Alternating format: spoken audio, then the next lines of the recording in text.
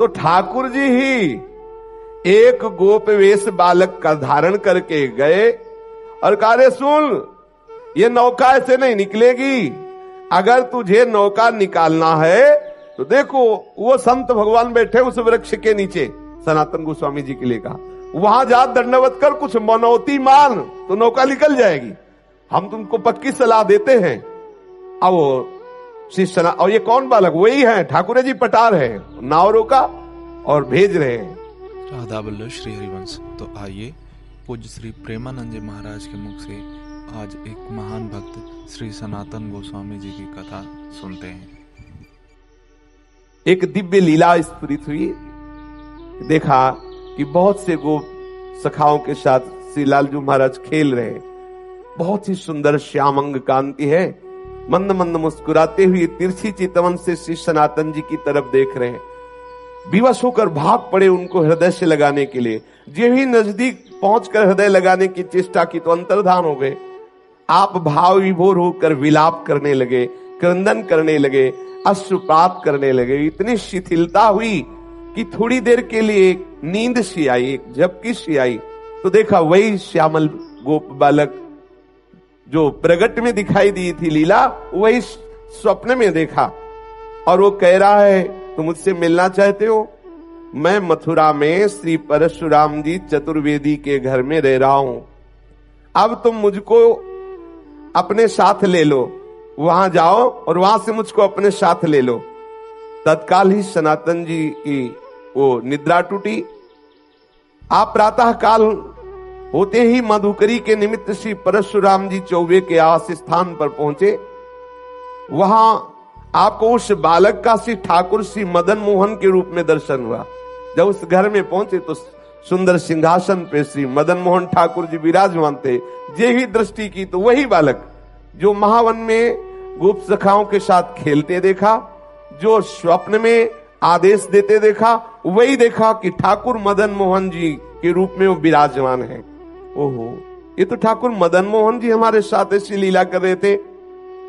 आप एकटक दर्शन करते हुए आसक्त चित्त हुए। आप वैसे तो एक दिन मधुकरी लाते और ठाकुर जी को अर्पित करके कई दिन तक प्रसाद रूप से उसको पाते, फिर कई दिन बाद मधुकरी को दाते। लेकिन मदन मोहन जी के दर्शन के लोभ से आप प्रतिदिन उसी घर में जाने लगे माधुकरी के लिए, और मदन मोहन जी के दर्शन करते और घंटों खड़े दर्शन करते हुए अश्रुपात करते रहते। एक दिन घर की वृद्धा माता ने देखा कि नेत्र में नेत्र मिलाए हुए ठाकुर के घंटों खड़े हैं, अश्रु प्रवाह हो रहा है। आपकी ऐसी प्रेममयी दशा देख के, बाबा इनको देख रहे हो?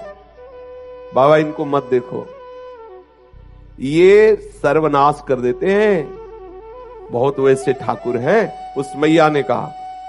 तो श्री सनातन गोस्वामी ने उस मैया की तरफ देखा, बोले सुनो, मेरा बहुत बड़ा कुटुंब था, खूब घर भरा हुआ था संपत्ति से, जन से, परंतु ये जब से आया हमारे घर में इसने सब नाश कर दिया।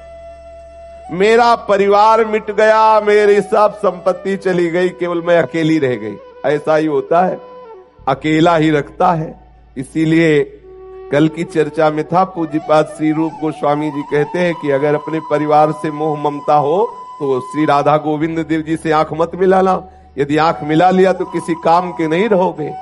ठीक ऐसे ही ये श्री मदन मोहन ठाकुर जी की लीला है।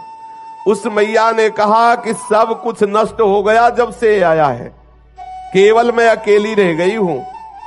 सनातन जी ने वही अश्रु प्रवाह, अनुराग से भीने हुए नेत्र, कहा माता जी तुम इसका परिचय मत दो, मैं जानता हूं मेरी भी यही दशा हो गई है।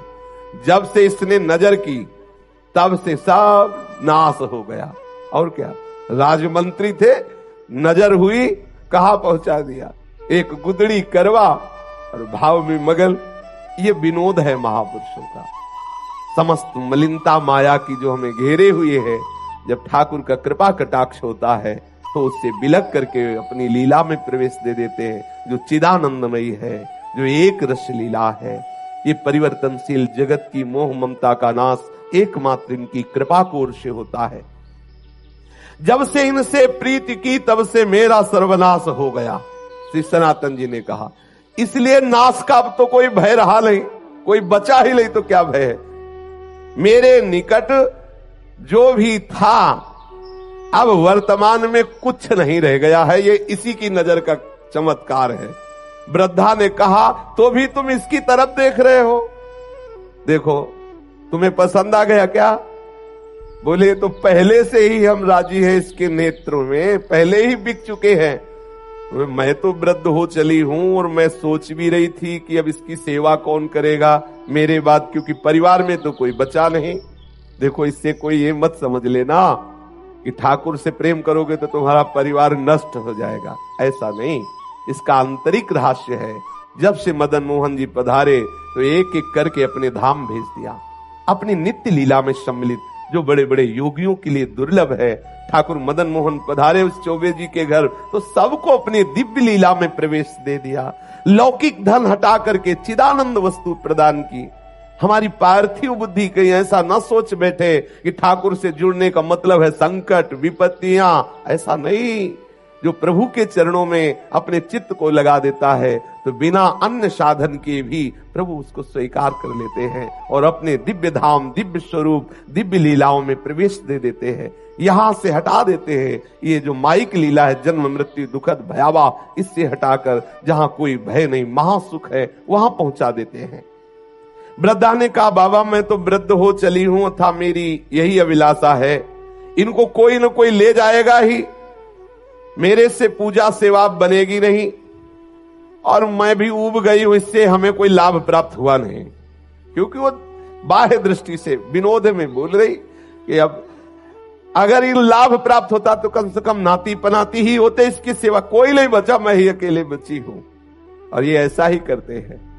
श्री राधा बाबा कहते इनका जलनुआ स्वभाव है, ये दुसरिया नहीं रहने देते। ये प्रेम गलित साकरीता में दो न समाये। अगर तुम पूछो कि तुम्हें लाभ क्या प्राप्त हुआ तो यही प्राप्त हुआ कि सपरिवार कुटुंब सब खत्म हो गया है। अब मेरी मृत्यु का समय आ रहा है, कोई ना कोई तो इसकी सेवा के लिए चाहिए ही, और मैं किसको सौंपूं? मैं दे भी उसी को सकती हूं जो इससे प्यार करे। मुझको बड़ा संतोष हुआ तुम्हारे नेत्रों में इसके प्रति प्यार देख करके। आप देखो इसी से पहचानो वो कितना प्यार करती ठाकुर को। तुम्हारे नेत्रों में अपने ठाकुर के प्रति प्यार देख करके मुझे संतोष हुआ कि तुम सेवा करोगे। देखो अपने नेत्रों से मैं इन्हें ओझल नहीं होने देना चाहती, परंतु बाबा अब मेरा शरीर बूढ़ा हो गया है, अब मेरे से सेवा का ये कार्य हो नहीं सकता और बिना सेवा के ठीक नहीं है, इसलिए इनको तुम ले जाओ। श्री सनातन गोस्वामी जी ने कहा मैया यदि ऐसी बात है तो तुम इन्हें मुझे दे दो, मैं इन्हें अपने संग ले जाऊं। वृद्ध माता ने कहा बाबा इन्होंने जब मेरा ही सर्वनाश कर दिया तो मुझे डर है कि कहीं कुछ और आपके साथ ना हो जाए।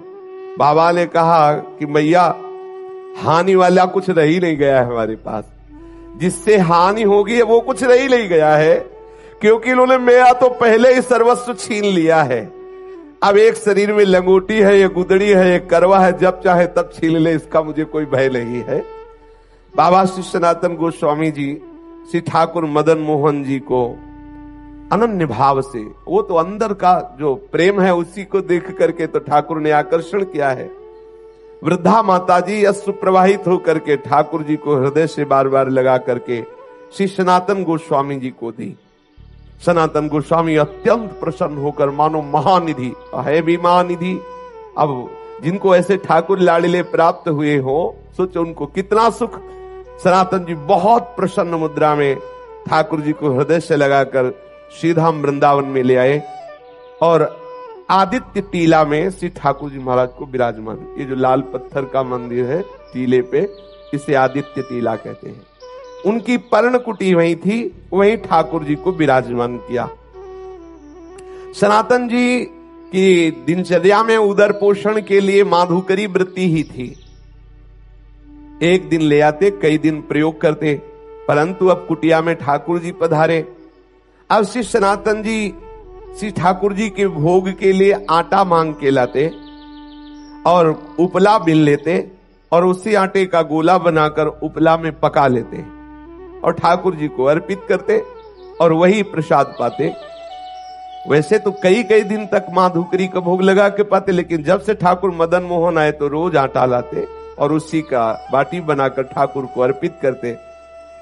ठाकुर जी को जब भोग अर्पित करते तो ठाकुर जी मुंह बनाते, क्योंकि चौबे जी के यहाँ मलाई रबड़ी पाले वाले प्रसिद्ध है, मथुरा के चौबे, वहां को खूब सुंदर राजभोग चलता रहता है।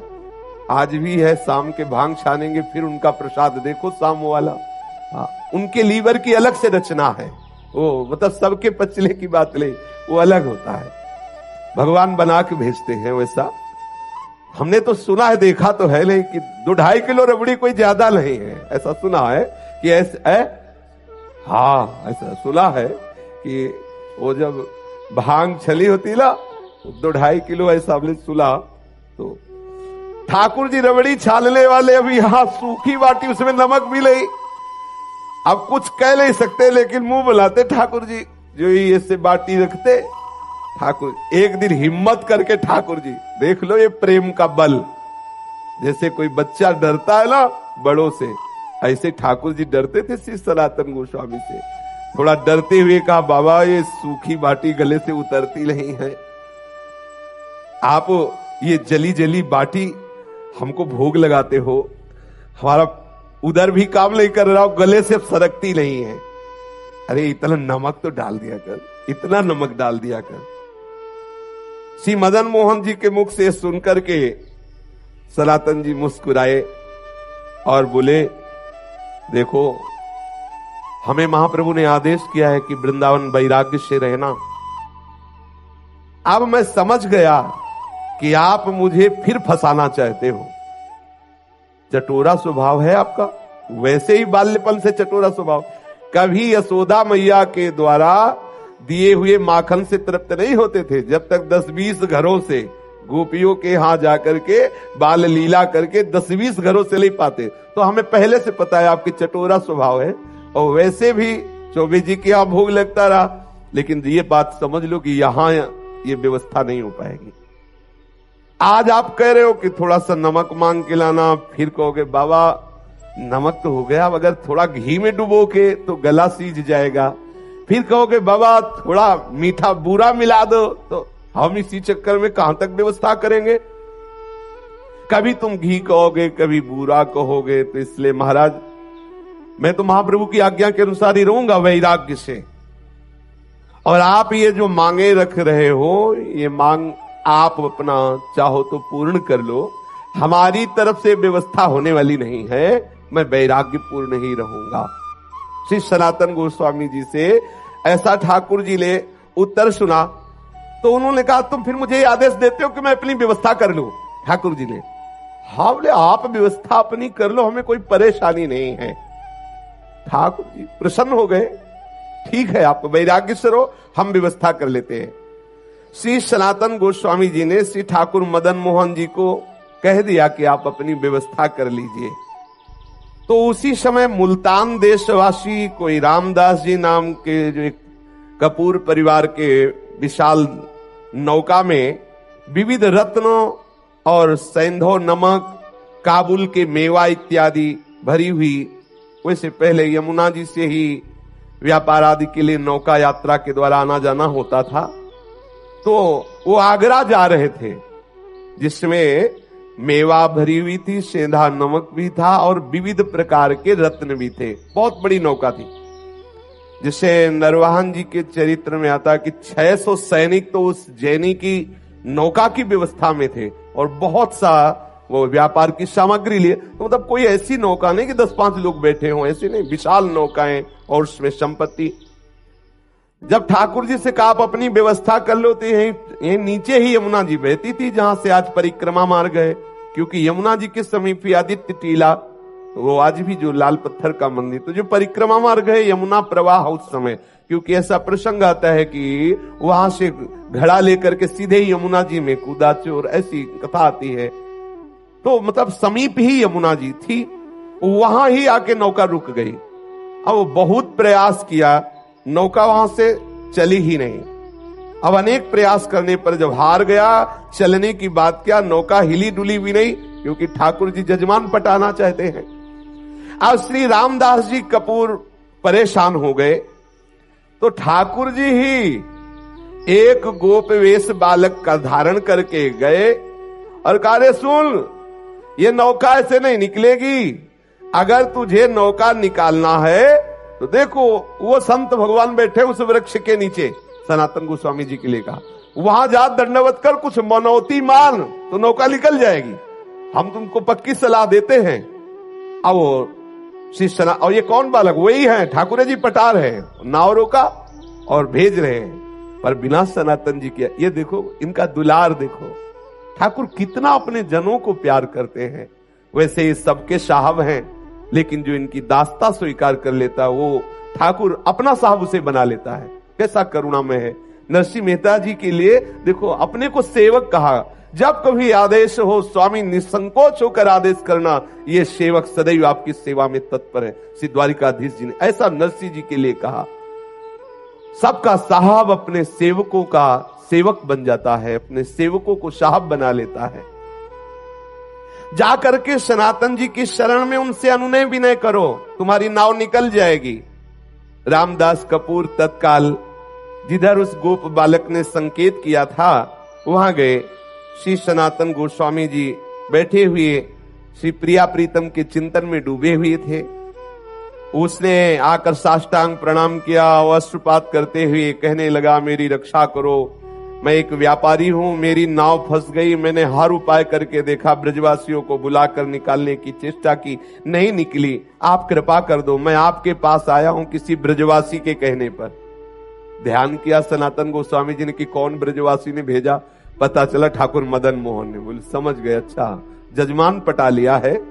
श्री रामदास जी ने जब सनातन जी से ऐसा कहा तो सनातन गोस्वामी जी ने कहा कि भैया वो बैठे पर्णकुटी में, वो जो बैठे ना, आप जाओ उनके सामने कुछ मनौती मानो, जाके उनके सामने मनौती मानोगे तो नाव निकल जाएगी, क्योंकि जान गए कि ठाकुर जी ने ऐसी लीला की। सनातन गोस्वामी ने कहा नाव तभी निकल सकती है जो पर्णकुटी में विराजमान ठाकुर जी है उनके सामने कुछ निवेदन करो जाके।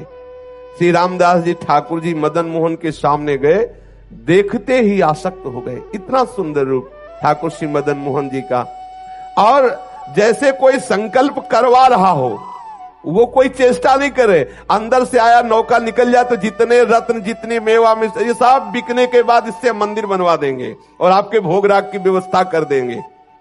बस आए, सहज में नाव निकल गई, कोई धक्का भी ज्यादा नहीं लगाना पड़ा, क्योंकि रोका जिसलिए था इसीलिए रोका था। अब वो श्री रामदास कपूर जी सब सामान की बिक्री करके रत्न आदि को लेकर के आए और मदन मोहन जी का लाल पत्थर का जो मंदिर है उन्होंने निर्माण कराया और समुचित श्री मदन मोहन जी के राग भोग की व्यवस्था की। स्वयं ठाकुर जी ने अपने मंदिर को बनवा लिया और अपनी भोग व्यवस्था कर ली। सनातन जी सदैव अपने स्वरूप चिंतन में मगन रहते हैं, निरंतर श्री प्रिया प्रीतम के चिंतन में मगन रहते। एक श्री कृष्णदास जी ब्रह्मचारी नाम के इनके शरणागत हुए, जिनको उन्होंने मदन मोहन जी की सेवा पूजा कार्य में रखा, और आप तो सदैव लीला चिंतन में डूबे रहते। आज श्री मदन मोहन ठाकुर जी करौली राजस्थान में विराजमान है।